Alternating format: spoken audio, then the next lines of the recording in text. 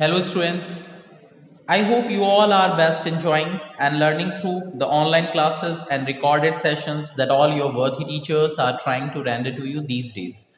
Students, here in this recorded session of English, today I will read and explain to you the 7th lesson of your book, Footprints Without Feet, and the lesson is The Necklace. You students already know that this lesson is still ongoing, so we have to just pick it up from page number 42, the third last paragraph. Page number 42, third last paragraph. She removed the wraps from her shoulders before the glass. Here, the word wraps means the stole which she had over her shoulders for a final view of herself in her glory. Suddenly she uttered a cry. Her necklace was not around her neck. So, beta, after coming back to their home, Matilda took the wraps off her shoulders and stood in front of the mirror to have a final view of her glorious appearance.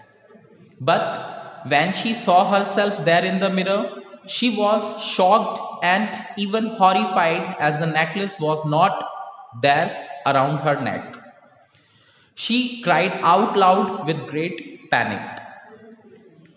Loisel, already half undressed, asked, "What is the matter?" She turned towards him excitedly. I no longer have Madame Forestier's necklace. Then Monsieur Loisel, who was changing his dress, asked her what the matter was. Then, in a stammering way, she told him that the necklace was gone. He grew horrified hearing this and couldn't first believe in what she said. And they looked in the folds of the dress, in the folds of the cloak. Cloak means a gown like dress that is also called robe, ROBE. In the pockets, everywhere, they could not find it. So both the husband and wife, Mr.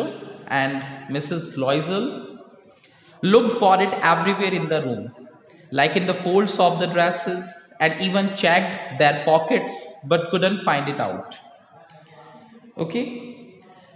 Then he asked, "You are sure you still had it when we left the minister's house?"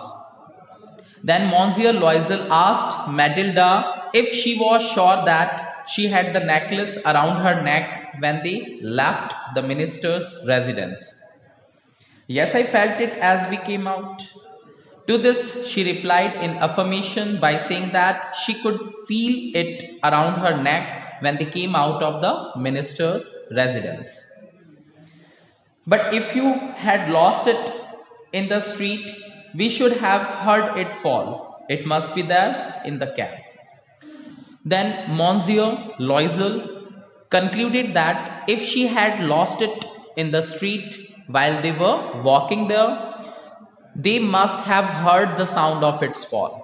As it was completely silent all around, then it must have fallen there in the carriage by which they came their home back. Yes, it is possible. Did you take the number?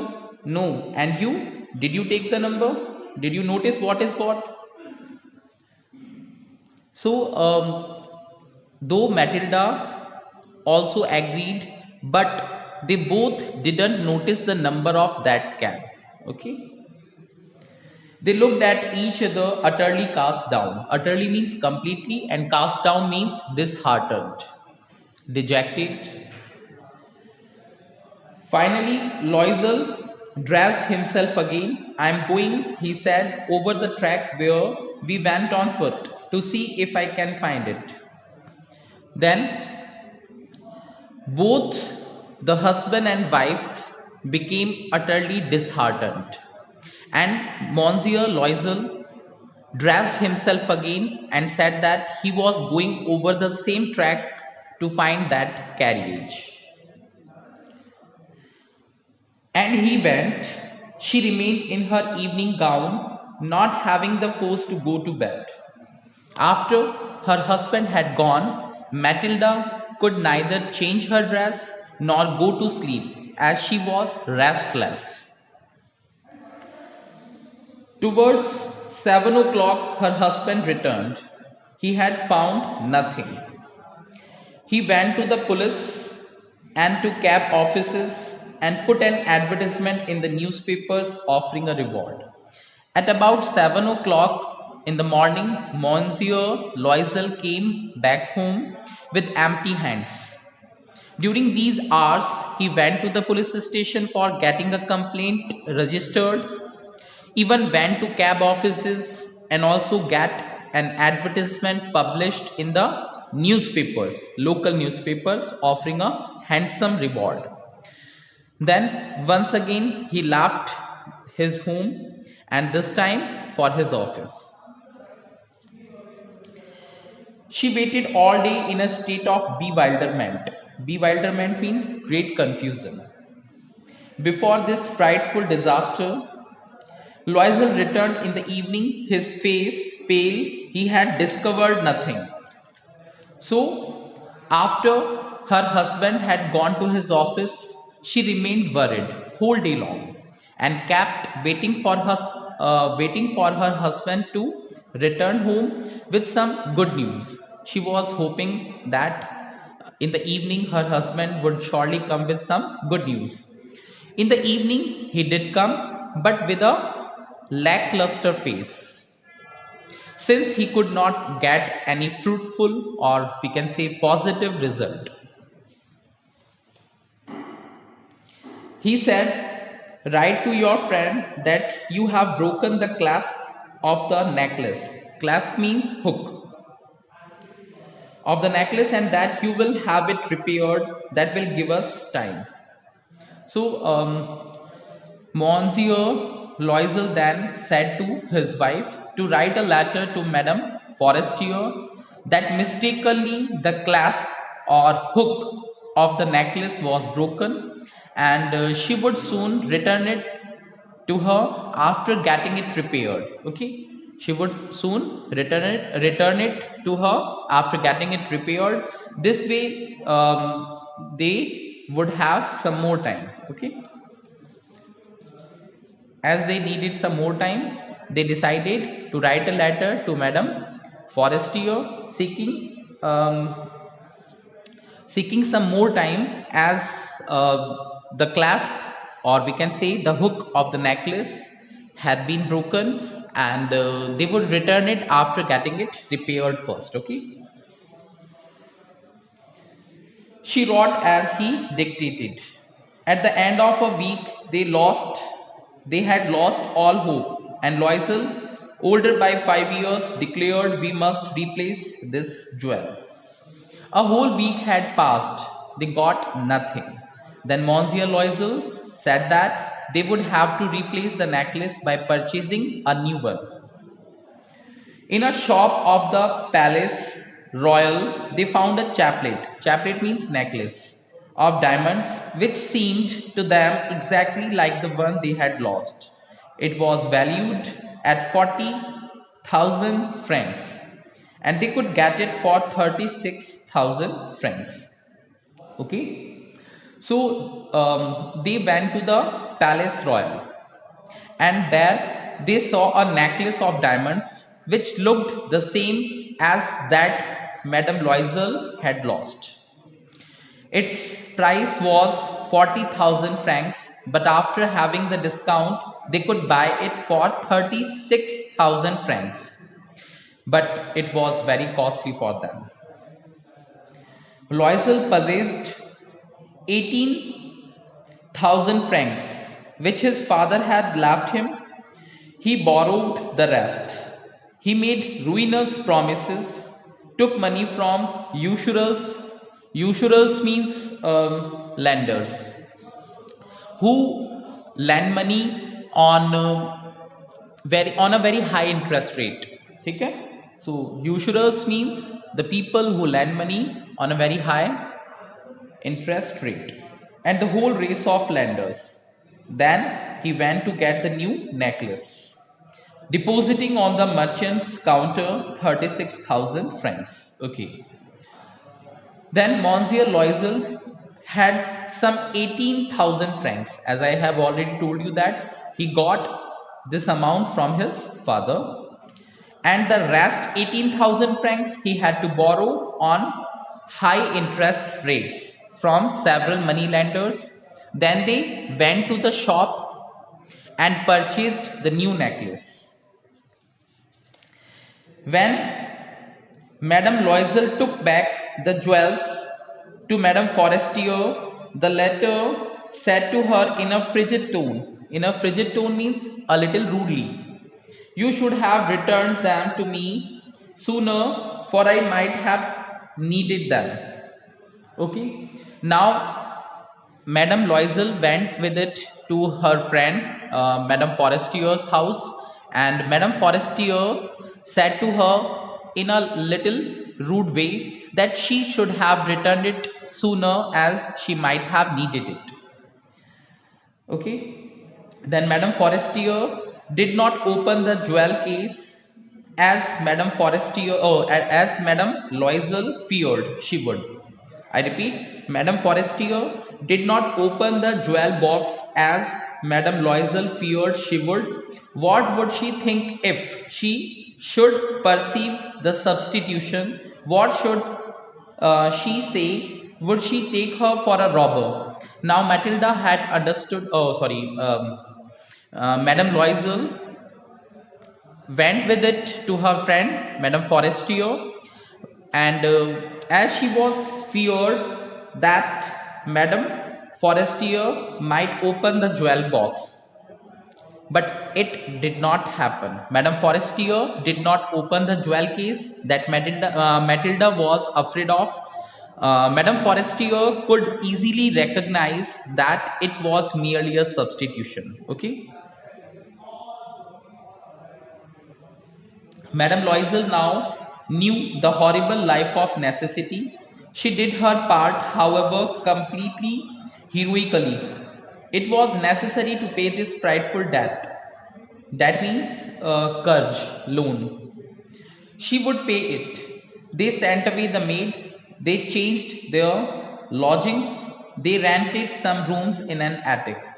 So now Matilda had understood the significance of a life of simple needs, which she always disliked. Now she was determined to repay the whole amount of their debt. Even she did her role very heroically. They sent away their maidservant and even changed their apartment. Now they took some rooms on rent in an attic. Attic is the uppermost portion of a house quite close to the roof. Okay, so she learned the odious means weird, unpleasant work of a kitchen. She washed the dishes, she washed the soiled linen, their clothes and dish clothes which she hung on the line to dry. She took down the refuse means garbage, kachra, to the street each morning and brought up the water, stopping at each landing to catch her breath, and clothed like a woman of the people. She went to the grocers, the butchers, and the fruiterers with her basket on her arm, shopping, haggling to the last sou of her miserable money. Okay, so beta यहाँ पे ये बताया जा रहा है कि जो Matilda थी अब उसने बहुत अच्छे से जो घर के जो काम होते डोमेस्टिक चोर्स जो बहुत उसके लिए स्ट्रेंज थे, वियर्ड थे, अनप्लीजेंट थे, वो सब उसने करना सीख लिया। वो सभी प्लेट्स धोया करती थी, ठीक है। सॉइल्ड लिनन क्या होता है? अ काइंड ऑफ क्लोथ, तो उसे धोया करती थी, अपने खुद के सबके कपड़े धोती थी, डिश क्लोथ्स धोती थी, ओके, और इन्हें धोकर वो लाइन पर यानी कि तार पर सुखा दिया करती थी, ओके। इसके अलावा वो रोज कचरा फेंकने के लिए सीढ़ियां उतरकर ढेर सारी नीचे स्ट्रीट में जाया करती थी, ओके। पानी भर भर कर ऊपर लाया करती थी, हालांकि उसकी हालत खराब हो जाती, काफी सीढ़ियां चढ़ के आना पड़ता, तो हर लैंडिंग पर वो रुका करती थी सांस लेने के लिए, ठीक है, to catch her breath, okay. और अब वो वहीं आसपास का जैसा माहौल था उसी के अकॉर्डिंग वो अब काफी हद तक ढल चुकी थी। अब वो वैसे ही कपड़े पहना करती थी जैसे कि वहां की औरतें पहनती थी। ठीक है। और इसके अलावा जब भी वो कभी ग्रोसर की शॉप पर जाती, बचर की शॉप पर जाती, या फिर फ्रूटर दैट इज फ्रूट सेलर के पास जाती, तो अपने साथ बास्केट लेके जाती और एक एक पैसा बचाने के लिए, यहाँ पे जो लिखा है ना, हर miserable money, that means limited money that she had, तो जो थोड़ा बहुत पैसा उसके पास होता था, लिमिटेड अमाउंट, तो उसमें से एक एक पैसा वो बड़ी कंजूसाई से खर्च करती थी और एक एक पाई बचाने के लिए वो जबरदस्त तरीके से बार्गेनिंग किया करती थी। ठीक है, हैगलिंग किया करती थी। Haggling means bargaining. The husband worked evenings, putting the books of some merchants in order, and nights he often did, copying at 5 sous a page. And this life lasted for 10 years. At the end of 10 years, they had restored all. Okay. So now we will talk about Monsieur Loisel. After coming back from his office, Monsieur Loisel worked in the evenings, keeping the accounts or logs of some merchants in order, and even at nights he sat copying the pages for 5 sous a page. यानी कि शाम को वो बैठ करके कुछ थोड़े बहुत जो मर्चेंट्स थे जिनके कांटेक्ट में वो था, उनके अकाउंट्स को, उनके लॉग्स को वो प्रॉपर ऑर्डर में रखा करता था, यानी बुक कीपिंग का काम किया करता था। इसके अलावा रात को बैठ करके बेचारा कॉपी करने का काम किया करता था पेजेस, और उसे एक पेज कॉपी करने के 5 सौस मिला करते थे। ठीक है। So this way they both worked hard to repay the amount of their debt. इस तरह उन्होंने बहुत मेहनत की, दिन रात मेहनत की उस कर्ज की रकम को चुकाने के लिए जो 18,000 francs थी, which was really a very frightful debt for them. ये उनके लिए बहुत frightful debt था। Debt means कर्ज। They had loan but still it took 10 years of time, लेकिन फिर भी उन्हें 10 साल का टाइम तो लग ही जाता है इस कर्जे को चुकाने में। ओके, सो मैडम लॉयजल सीम्ड ओल्ड नाउ। अब बात करते हैं मैडम लॉयजल की। She seemed old now, she had become a strong hard woman, the crude woman of the poor household, her hair badly dressed, her skirts awry. Awry means unordered. Unordered. Okay. Her hands red. She spoke in a loud tone and washed the floors with large pails of water. Pails means buckets. But sometimes when her husband was at the office, she would seat herself before the window and think of that evening party of former times, of that ball where she was so beautiful and so flattered. How would it have been if she had not lost the necklace? Who knows? How singular is life and how full of changes. How small a thing will ruin or save one. So now Madame Loisel had grown old and seemed a strong, vulgar sort of lady. No more pretty. Her hair was always matted and her skirt looked unkempt. Her hands looked red and rough.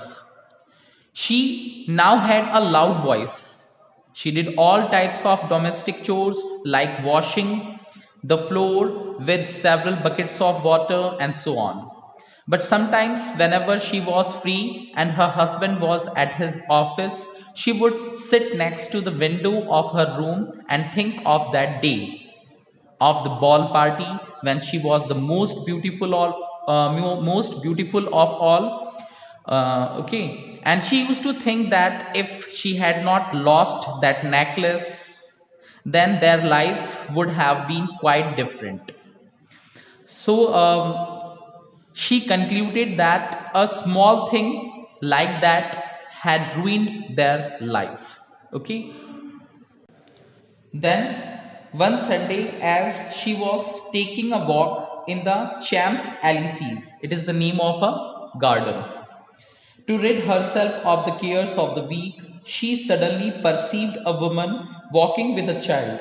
It was Madame Forestier, still young, still pretty, still attractive. Madame Loisel was affected. Affected means deeply moved. Should she speak to her? Yes, certainly. And now that she had paid, she would tell her all. And why not? So then one Sunday morning, when Matilda was strolling in a park called Champs Elysees to get rid of all the cares of the week, she saw Madame Forestier walking with a child. She found Madame Forestier still young and attractive. Then she decided to talk to her as she had already paid all the debt. She approached her and said, "Good morning, Jean." Her friend did not recognize her and was astonished to be so familiarly addressed by this common personage. Personage means Sudaya person. She stammered, "But madam, I do not know. You must be mistaken." So Matilda, as I have told you, went to her and wished her good morning. Okay, Matilda went to her and wished her good morning. Good morning, Jean. But Madame Forestier couldn't recognize Matilda and got surprised to be addressed in such a friendly way by an unknown person. "No, I am Matilda Loisel." Her friend uttered a cry of astonishment. "Oh, my poor Matilda, how you look! Oh, sorry, how you have changed." So, hearing this, then Matilda told her that she was her friend. Matilda ने Forestier से कहा कि मैं तुम्हारी friend Matilda हूं. Okay, and hearing this, Madame Forestier got shocked and asked Matilda how she looked.